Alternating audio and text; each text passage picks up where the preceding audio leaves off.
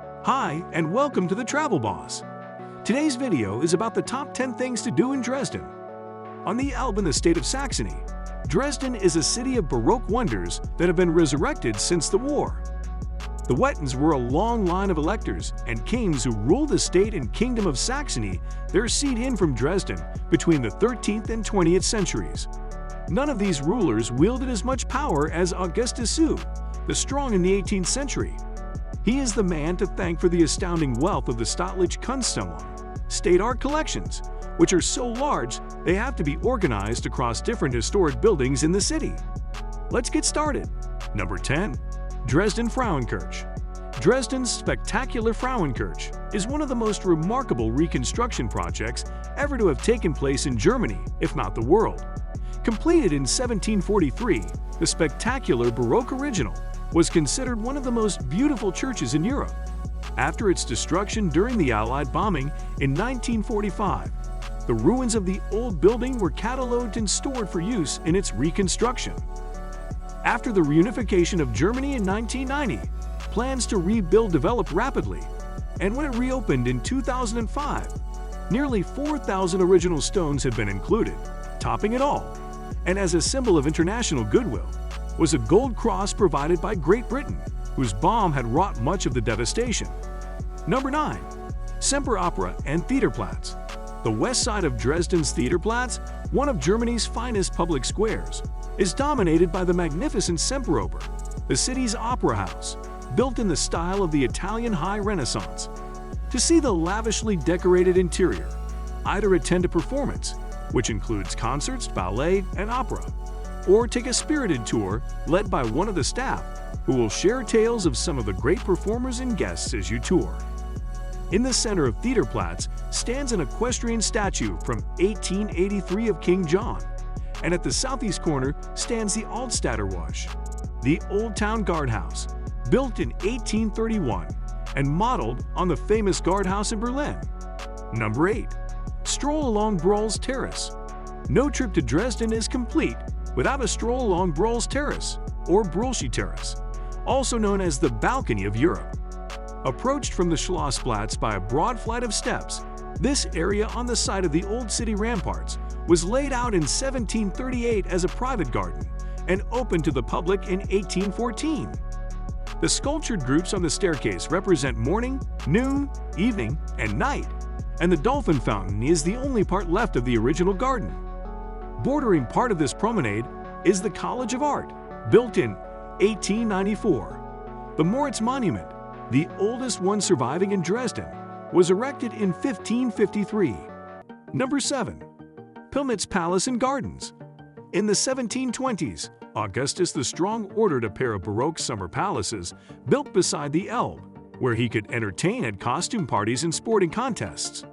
Decorated in the then popular chinoiserie style, they face each other across a garden. Pillnitz later became the royal family's summer residence, and in 1820 the neoclassical new palace was built, forming the third side of the pleasure garden. During all this time, the gardens grew and expanded across the estate, each new addition reflecting the tastes and styles of its era, until they stretched across much of the 77-acre park. Number 6. The Georgentor and the Procession of Princes. The Georgentor, or Georgenbau, was the original city exit to the Elbe Bridge and the first of the city's many Renaissance buildings.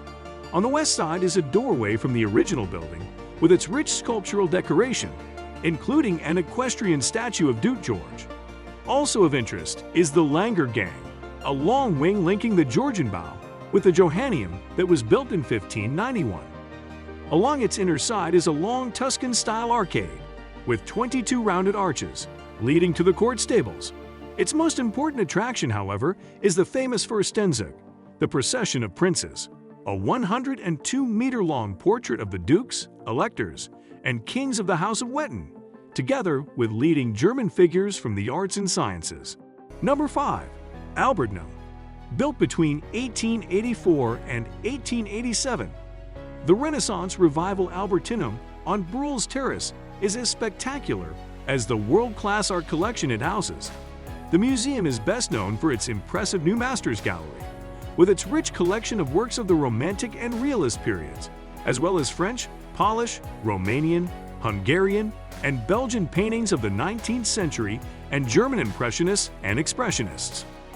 Artists and styles represented range from Degas and Goya to Max Liebermann. Other highlights are the sculpture collection, including examples from Egypt and Western Asia, as well as Greek, Roman, and Etruscan work. Number 4. Take a day trip to Meissen.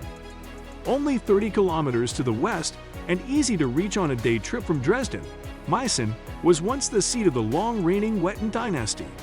They made their home in the Albrechtsberg Castle, which towers above the town and river atop a high hill. The climb through narrow lanes is picturesque but steep. You can avoid it by riding the funicular. Founded in the 15th century, the castle is one of the finest secular buildings of the late Gothic period, and its most notable feature is its large spiral staircase. Inside, the rooms have richly decorated vaulting and ceilings, with paintings dating from 1870. Number 3. Moritzburg Palace. About 14 kilometers northwest of Dresden is the remarkable Schloss Moritzburg, an electoral hunting lodge and summer palace in the ochre and white of Saxon Baroque. Begun in 1544 as a modest hunting lodge, this stunning palace was given its present form between 1723 and 1736, with Baroque statues added on the balustrades of the carriage ramp and terrace. The decoration and furnishings of the interior, including hunting trophies and paintings, are preserved unaltered. Also on the grounds is Little Pheasant Castle, an 18th century hunting lodge whose extraordinary interior is decorated with rare Rococo finishes. Number 2. Zwinger Palace. One of Germany's most lauded Baroque edifices, the Zwinger was ordered by Saxon Elector Augustus II, the Straw in the late 16th century, as a space for lavish court festivities. The work was completed in the early 18th century by the court architect Matthias Daniel Poppelmann and the sculptor Balthasar Permoser. What began as an orangery slowly grew into a complex of richly ornamented pavilions and gardens, overlooked by galleries lined with balustrades and statues. One of many theatrical elements is the Nymphenbad, nymph's bath, a fountain in a hollow enclosed by sculptures of nymphs that are set in niches and crowning the balustrade. Number 1. Gemäldegalerie Gallery Altmeister. The Zwinger's Sempergalerie houses one of the world's outstanding collections of Italian, Spanish, Dutch, and Flemish Renaissance art. The collection was started by Augustus I in the 16th century, but took shape in 1746 during the reign of Augustus I, when a big chunk of the Duke of Modena Francesco Vigli's collection was purchased. So prepare yourself for a feast of art by Vermeer, Rembrandt, Van Eyck, Titian, Raphael, Giorgione, Lucas Cranach the Elder, Hans Holbein the Younger, El Greco, Zurbrand, Canaletto, Van Dyck, Rubens, the list goes on. What do you think about this video? Do let us know in the comment section below. If you enjoyed this video and want to hear from us again, be sure to hit that subscribe button before you go.